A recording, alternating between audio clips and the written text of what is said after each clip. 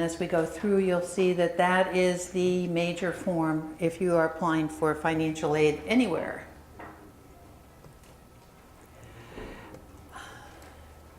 Well, let's go back to that. All right, who wants $1 million? After all the financial sessions you sat for, everyone should want $1 million. And the point of that is,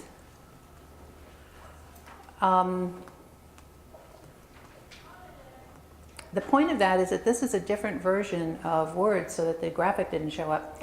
That if you have a degree, over your lifetime, you will earn over $1 million more than someone who just comes out of high school. If you have a bachelor's degree, you will earn about another $1 million more than someone who just has an associate's degree or $500,000, and those numbers go up as your level in education goes up.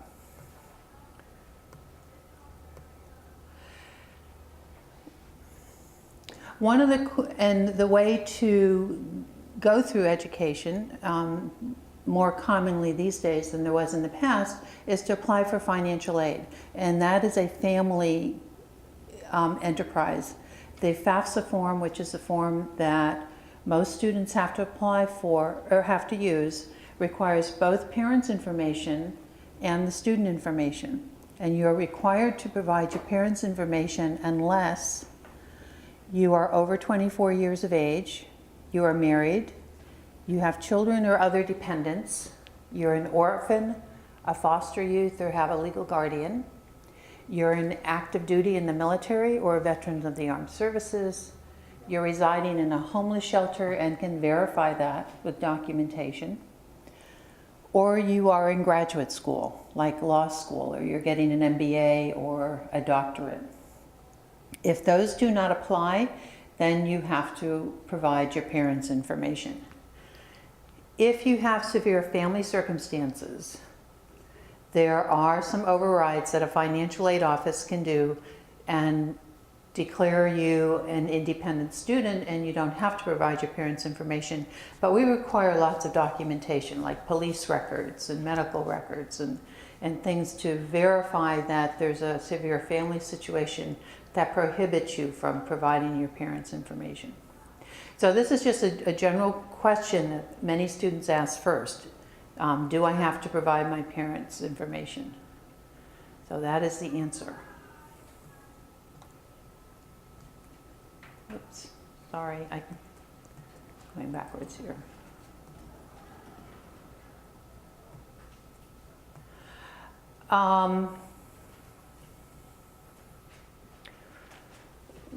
One of the other factors in determining your eligibility for financial aid is the cost of going to college.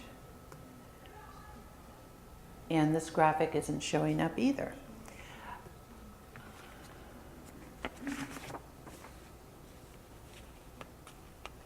Have a copy of the handout?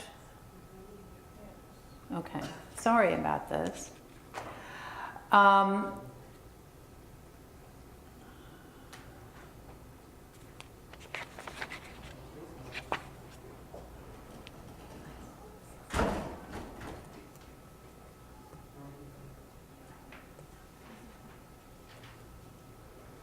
right. One of the major factors in determining your eligibility is determining your financial need. And that is the difference between what your family can afford and what the cost of the institution is. And the cost of the institution is calculated based on tuition and books, and those are direct costs. But then we also have a lot of indirect costs: room and board, transportation, personal expenses.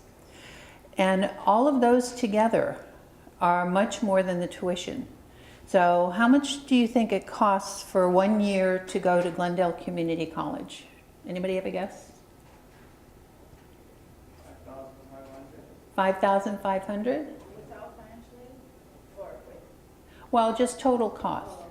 Let's say 1,000. 1,000? Am I out of state or in state? Well, in state. 10,000 is close. We figure that if you're living at home with your parents, it costs the family about $11,000 a year for you to come to Glendale College. If you're living in your own apartment and you're paying rent, it's closer to $17,000 a year. And that's because you're an expense to your parents. I mean, it's an inexpensive way to go to school, but you're an expense to your parents while you're living at home.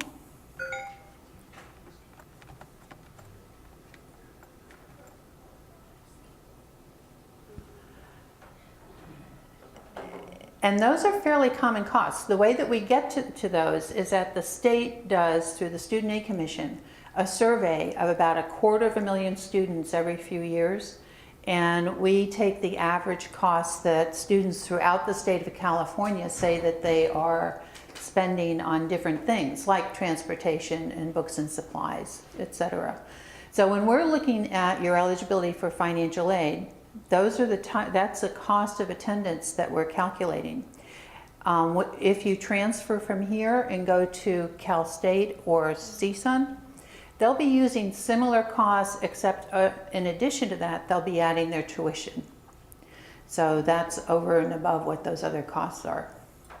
And then the way that we can help you to cover those costs are through financial aid programs. And most of them come from the federal government or the state government. The largest program is the Pell Grant Program. About how much financial aid do you think students are receiving this year from Glendale College total? 8,000. How much? 8,000. That the college gives out a total of $8,000 a year? 800,000? 100,000? 8,000 per person. Oh, 8,000 per person? Some students may get 8,000. You said 8,000 are low income? Well, 8,000, we have about 8,000 students that qualify for the Pell Grant. This year, we're going to give out about $40 million in financial aid. And these are the programs that students are receiving funds from. Work-study jobs on those are mostly on campus because we have a fairly small work-study program. Student loans are growing. We have, and a lot of you come to a community college, so you won't have to borrow your first 2 years. And we've not really seen a lot of interest in student loans until the last couple of years. We used to have about under 200 students that would take out a student loan, and we're getting up to about 600 this year. So unfortunately, that's a program that is growing. Our advice to you, how many of you are thinking of transferring? Okay, if you're transferring, we advise you not to borrow at a community college if you don't absolutely need to, because once you transfer, that's going to be, in many cases, the bulk of how you're going to pay for your schooling. And I think if you listen to any of the financial shows on TV or radio, people coming out of college with large student loan debts and having trouble managing those is becoming a big issue. So you're doing a good thing by coming here and not having to borrow for your whole 4 years. And as long as you can kind of keep that debt down, that's good. That's what we really would like to see you do. Plus loans are, well, let me tell you, in student loans, there are two types. There's subsidized loans and unsubsidized loans. Subsidized means that while you're in school, the federal government pays the interest on your loan. Unsubsidized doesn't have the subsidy. So as soon as you borrow the student loan, the interest starts accruing. You don't have to make payments on either type of loan until you're out of school, until you're no longer enrolled in at least 6 units. As long as you're a half-time student, you don't have to make payments on your loans. And then you have 6 months after you're no longer enrolled in 6 units and before you have to start making your payments. The federal government has built in those 6 months to allow students to find a job once they graduate, assuming you go through school, take out loans, graduate, and then need a little bit of time to find a job so you can pay back your loans. The interest on the loans is something you might have heard about in the press, because right now subsidized loans are at 3.4% and unsubsidized loans are at 8.6%, and the federal government has to do something by the end of June, or that 3.4% goes, I'm sorry, it's 6.8, not 8.6, or that 3.4% of the subsidized loan goes up to the 6.8 that the unsubsidized loan currently is. So if you hear things in the news about student loans, that's probably what it's going to be, is Congress trying to keep the low interest rate for the subsidized loans. Plus loans are loans that parents can take out and graduate students. And then teach grants. Are any of you planning on going into teaching? No, okay. These are loans for teachers, but they're very tricky. We don't offer them at Glendale, but most of the four-year schools that have teaching programs do. But there's a catch. A teach grant remains a grant only if you graduate and go into teaching and teach full-time for 3 years. I think it's 3 years. If you do not, it reverts to a loan with retroactive interest. So it's only for people who are really committed and know that they're going to be going into teaching. And then on the state level, at community colleges, we have the BOG fee waiver, and this covers the enrollment fee. And this is the program that most students qualify for. And it waives the $46 per unit that we're charging students. Cal Grants are a state grant program, and California has the largest state grant program. It's almost $1 billion this year. And it's an entitlement program for students coming out of high school. So if you meet the requirements and you're in high school, because it's an entitlement program, even when we were going through some really severe state budget problems, the state was obligated to cover any student who qualified for a Cal Grant. And what Cal Grants cover is the tuition and fees at UC and CSU, and up to about $9,700 of tuition at a private school in California. If you are going to a community college and you get a Cal Grant, you don't really get a Cal Grant unless you get a Cal Grant B, which has an additional book subsidy attached to it of $1,500. And the reason that you don't is because if you qualify for the Cal Grant, we've already given you the fee waiver, so your fees are already waived. And then when you transfer, your Cal Grant kicks in to cover the tuition and fees at a four-year school, at least at a state four-year school. So it's a really good program, particularly for students who are thinking of transferring. Because the BOG fee waiver is only a community college program. There's no equivalent at the Cal State or the UC system. So the way that most students get their tuition covered at UC or CSUs is through the Cal Grant program if they qualify for that. And then UC and CSU also have grant programs called SUGS, State University Grant Programs, that they award to students who are coming in. And I'm really sorry that the version of Word that I have is is different from what is on this system. So most of my graphics are not showing up. So we will kind of skip around here. Since we were talking about Cal Grant, in order to qualify for Cal Grant, you have to be a California resident. So if you qualify for Cal Grant and your choices are, you've been accepted at UCLA and the University of Arizona, if you go to the UCLA, your Cal Grant will cover your tuition and fees. If you go to the University of Arizona, Your Cal Grant does not go with you. You lose your Cal Grant. You have to be going to a California school. This is California money, and the state doesn't want it going outside of the state. Sorry, it's only public institutions, not private. Private institutions, if you get a Cal Grant, can cover up to, I think it's $9,700 of tuition. It doesn't cover all the tuition, but it can cover over $9,000 of your tuition. So it's still a good benefit if you're thinking of going to a private school. You have to be in a transfer degree or certificate program, and that's true for any type of financial aid program. Financial aid is only for students who are in programs working towards credentials, degrees, or certificates. For a Cal Grant, you have to be a California high school graduate. For the entitlement ones, there's a small number of grants. It's 22,000, which doesn't sound like a small number, but there's over 250,000 students competing for those 22,000.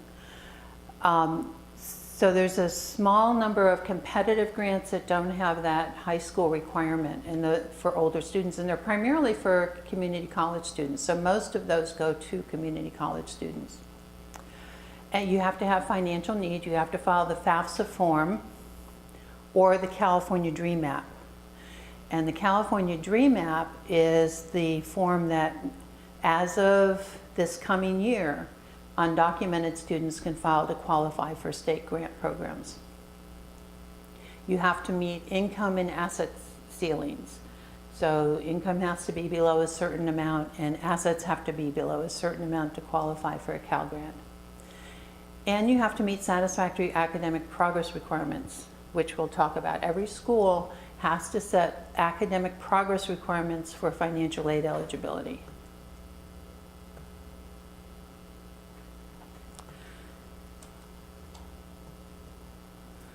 Wow. Sorry, guys.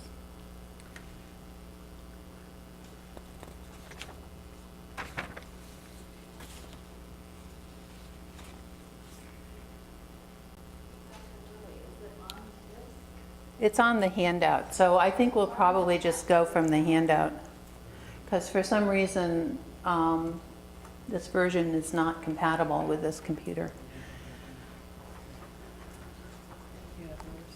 Yeah, I get it.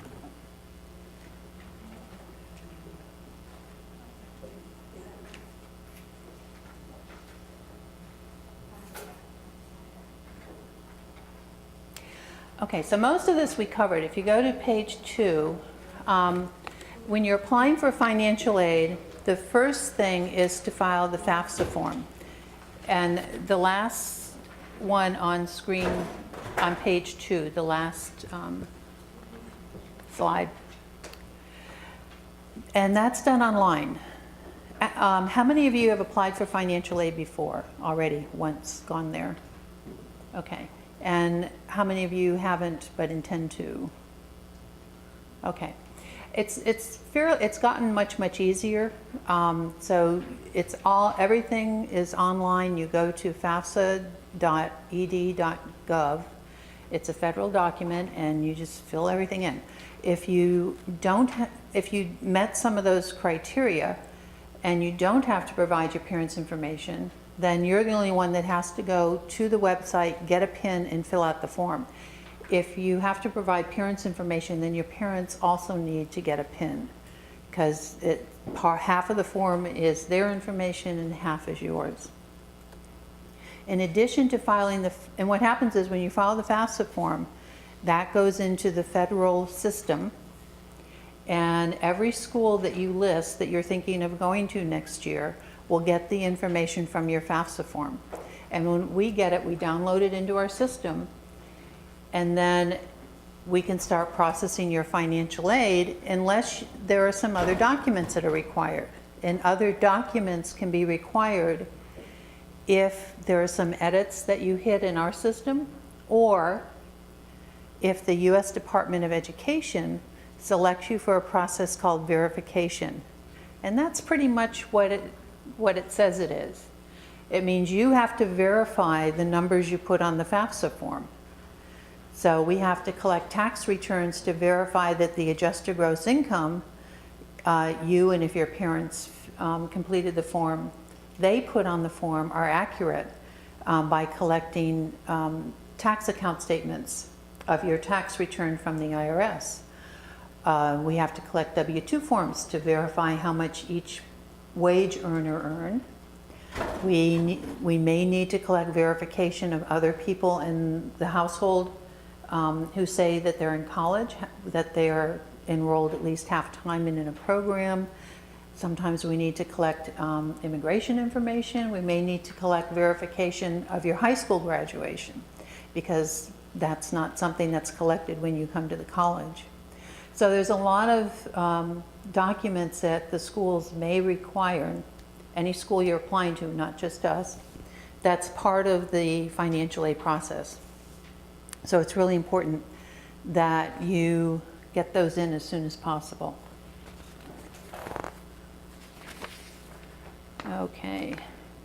The next page has information, as the slide would have, but somehow didn't, on applying for a PIN.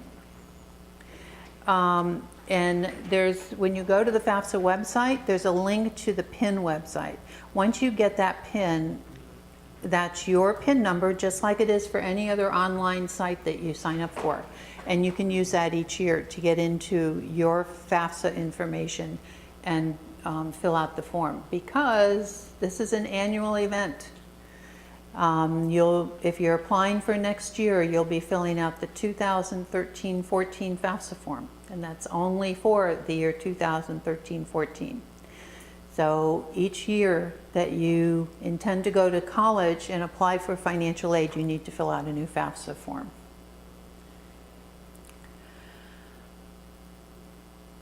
There's some more information on here about Cal Grants. And in addition to some of the items that we went through for the entitlement for Cal Grant A, this is for students just coming out of high school, so it really doesn't impact you. But if you have young brothers and sisters, for an A, they have to have a 3.0 grade point average, and for a Cal Grant B, a 2.0 grade point average. And again, for the B, that gives you students an additional $1,500, and some students who are continuing students will be receiving that, because that's part of those competitive awards that are awarded to community college students. There's a March 2nd deadline primarily, and then for community college students, there's a September 2nd deadline. Yes? As far as the Cal Grant, do they look into your grades after semester? Is that when you receive Cal Grant? The grades for a Cal Grant are, pardon? Like 3.0, 2.0? Yes. And those are for the entitlements, well, and they're also for the competitives. You do have to have the grade point averages. We submit to the Student Aid Commission each year, twice for the 2 deadlines, grade reports for every single student. So that in the event that you would file a FAFSA form and say that you're a California resident, we've already sent your grade information in, so you're automatically considered in the applicant pool. And then the other criteria are evaluated. If you haven't earned at least 24 units here, though, we can't do that, and you would have to go back to your high school or a school that you did earn 24 units at. The other big program is the BOG fee waiver program. As I said, that's the one that most students, the majority of students who get aid, get a BOG fee waiver.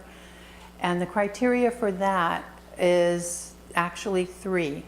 Some students qualify automatically because they are recipients of CalWORKS, which is AFDC funds or SSI funds or general relief. Other students qualify almost automatically because their income is below ceilings. And then other students can qualify by filing the FAFSA form and having a fairly modest amount of need. As long as when you file the form and we go through that formula of costs minus the family contribution, which comes off your FAFSA form, and the difference is at least the amount is of the tuition, which if you're full-time is about $1,100 or more, you qualify. And there are very few students who file a FAFSA form that don't meet that requirement. So there are 3 different ways that you can get a BOG.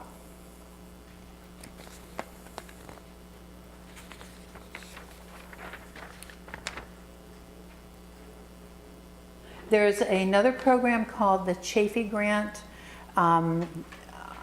I'm not going to spend a lot of time on that because that is specifically for students who are foster youth and in the state foster care system, and it gives them an additional $5,000 per year. We do not have very many students, fortunately, that are in that situation. But if you happen to know anybody, make sure that you make them aware of this, because that's $5,000 that could help them get through school. We would also recommend scholarships. Glendale College has a fairly robust scholarship program, and if you go to the college website and you click on paying for college, it will also take you to the scholarship website, and you can fill out the scholarship application online. And there's about $600,000 a year that is awarded to Glendale College students through our own scholarship office. And that money comes either from funds that are collected from the campus community or have been donated by people outside the community to go for scholarships. Some of them are kind of specific. When I was on the scholarship committee, we always had trouble trying to find the one student who graduated from a local high school and was a philosophy major. We don't have a lot of philosophy majors at GCC. So that was kind of a struggle sometimes. And some of them can be specific like that, but most of them are more general and certainly worth applying for. We also have at the same site, there's a link to a number of scholarship online searches. And most of these have 500,000 or more references to various scholarships that are available. And the way that you go about that is kind of think of yourself demographically. You fill out an application online, and then the computer, the search engine that you're looking at would identify which characteristics you've put on your application match up with the requirements for the scholarship, and shoot out a list, and then it's up to you to contact those people and find out what the application process is. I talked a little bit about the California DREAM Act, and that was a big change in California last year. The state passed a law that now provides undocumented students with eligibility for BOG fee waivers and Cal Grants. They're also eligible for EOPS programs. And there's a separate application form for undocumented students or AB 540 students to fill out on the Student Aid Commission website called the DREAM application. And we have information in the office regarding that.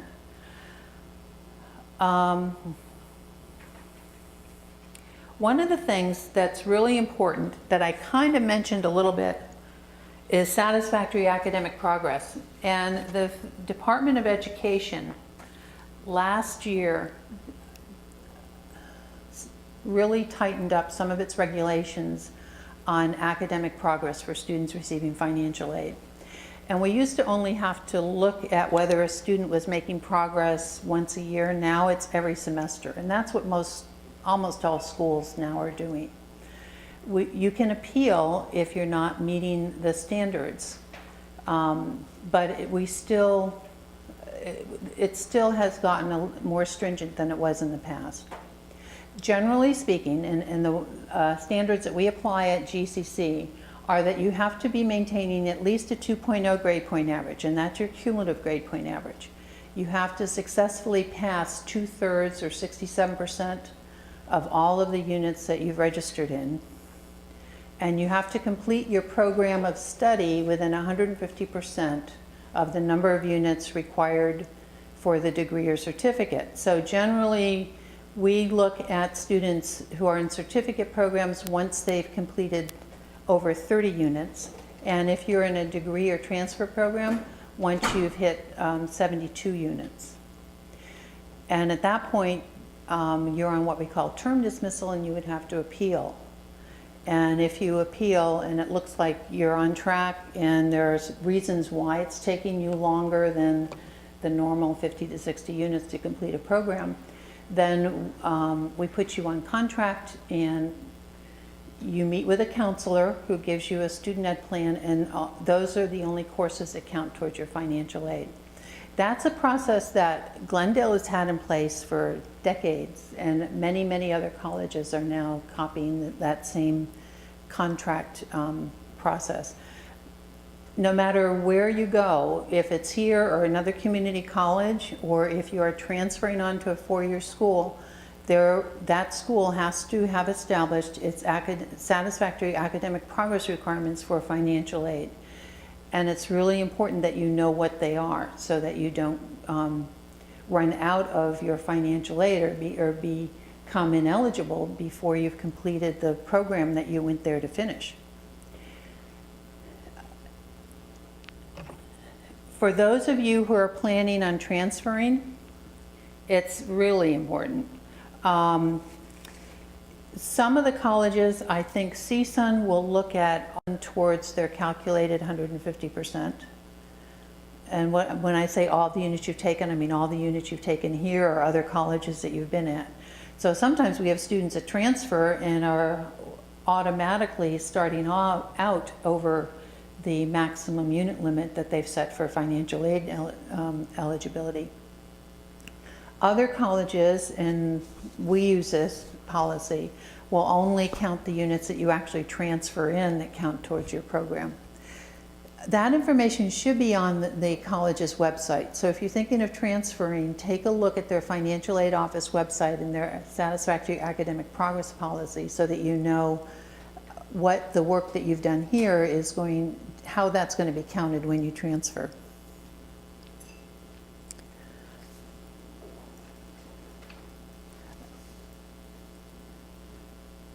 The other thing about transferring is that financial aid doesn't really transfer. You have to reapply every year. So if you're thinking of going to another school in the fall or a year from then, because you have to apply for financial aid every year, you start the process all over. If you're transferring mid-year, students who transferred this semester just had to go into their FAFSA form, add the school they were transferring to, but none of the aid that you have, that those students had here, carries over to another school. Every time you go to a new school, they make a determination of what financial aid you may be eligible for there based on what may be different policies. And in some cases, if it's aid where the school actually manages the money, it may be a difference in how much aid is available. So sometimes students get confused about thinking that their financial aid will transfer from one school to another just like they do, and it doesn't really work that way.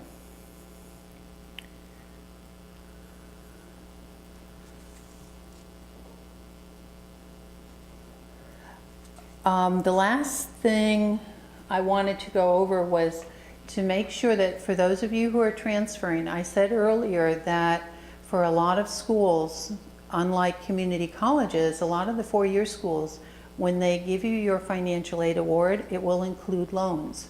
And in most cases, it will be the maximum amount of loan that is available to a student in a given year. That doesn't mean, though, that you have to take that much. You can decline the entire amount, or if you think you are going to need some loan money for books and supplies and living expenses, figure out how much you need. And if you're offered $10,000 but you really only need $4,000, then tell the financial aid office you really only want to borrow $4,000. Don't over borrow. That's where students get into trouble. And I do apologize for the incompatibility of my PowerPoint in this computer. I think that is, oh, one last point. I mentioned earlier about going to our website for information on the scholarship program and the scholarship office. Websites are really, really important for schools. We don't send anything out in paper anymore. And I really don't know of any college or university that does. So the way that most schools communicate with you are the same way that we do. We will send you an email when we get